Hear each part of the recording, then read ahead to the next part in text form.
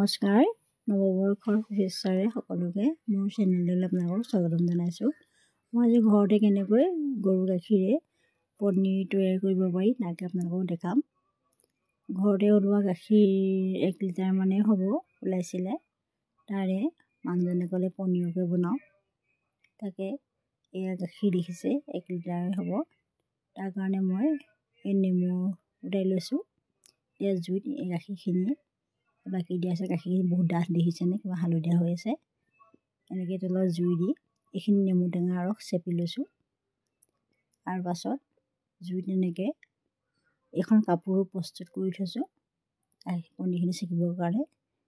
জুইত গাখীৰখিনি এনেকৈ দি লৈ এনেকৈ লৰাই থাকিব লাগিব, তাতে যাতে গাখীৰখিনি তলত চামনি পাতি নাযায়, সেইবাবে এনেদৰে ঘনাই লৰাই থাকিব লাগিব। এনেদৰে লৰাই গাখীৰখিনি এনেকৈ উতল আহিব লাগিব। উতল অহাৰ লগে লগে এতিয়া মই নেমু টেঙাখিনি বাকি দিছোঁ। নেমু টেঙাখিনি বাকি দি এনেকৈ লৰাই দিয়াৰ লগে লগে দেখিছে আপোনালোকে গাখীৰটো ফাটি গৈছে। এয়া চাওঁ ফাটি গাখীৰখিনি এয়া ফেঁহু নিচিনা হৈছে যে। এতিয়া আপোনালোকে এখন বগা কাপোৰ লৈ জাপ কৰি লৈছোঁ। এনেকৈ বগা কাপোৰ এখন লৈ এনেকৈ পনীৰখিনি এনেকৈ এই ফেঁহুখিনি মানে চাকি দিব। দেখিছে ওপৰত এই ফেঁহু নিচিনা এইখিনি প্ৰস্তুত হৈ গৈছে। এতিয়া এখন কাপোৰ হ'লে চেপি দিব লাগিব। তলত যে পানীখিনি ৰৈ গৈছে এই পানীখিনি আপোনালোকে পেলাই নিদিব। পিছত যদি আকৌ পনীৰ বনায় এই টেঙা চেপা এই পানীখিনি আছেই নহয়, এইখিনি পানীৰে আকৌ আপুনি পনীৰ প্ৰস্তুত কৰিব পাৰে। ময়ো এনেকৈ পানীখিনি থৈ দিছোঁ ঠাণ্ডা কৰি।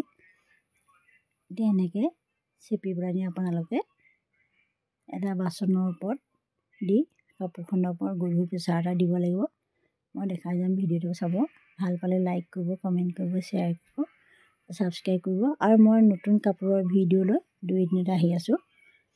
এই দেখিছে এই প্লেটখন দেখিছে হেঁচা মাৰি দিলত পানীটো ওলাই গৈছে। এনেদৰে পানীটো ওলাই যাবৰ কাৰণে ওপৰত গধুৰ প্ৰেছাৰ এটা দিব লাগিব।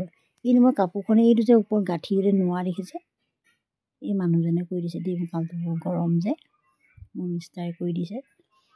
এই দেখিলে এই মগটোৰ ওপৰত দিলে মানে বেছি ভাল হ'ব, পানীটো ওলাই যাব।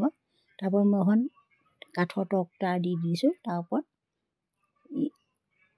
এটা ডাঙৰ লোহাৰৰ মানে কি এখন পতা দি দিম, হেঁচা দিম, তেতিয়া পানীটো লাগি থাকিব। হেঁচা খাই দিব লাগিব গধুৰ। 10 মিনিটৰ পিছত মই এই গধুৰ মানে হেৰিটো আঁতৰাই লৈ এতিয়া আপোনালোকক দেখাম। কাপোৰ ঘৰতে এনেকৈ পনীৰ প্ৰস্তুত কৰিব পাৰি নহয়নে। গাখীৰ 1 লিটাৰত চব এইকণহে ওলাইছে দেখিছেনে। সৰহ গাখীৰ হ'লে ভাল। চব কি ধুনীয়া হ'ল। মিক্সাৰটোৰ ওপৰতো এই গাঁঠিটো থকাৰ কাৰণে অলপ হেৰি হ'ল। এতিয়া মই পনীৰডোখৰ পানী অকণমান দি ৰাতিটো জুবিয়াই থ'লোঁ। এতিয়া পনীৰ প্ৰস্তুত হৈ গ'ল। মই কাটি দেখাইছোঁ, চাওক আপোনালোকে ঘৰতে কেনেকৈ পনীৰ প্ৰস্তুত কৰিব পাৰি। মোৰ ভিডিঅ'টো চালে ভাল পালে লাইক কৰিব, কমেণ্ট কৰিব। ধন্যবাদ।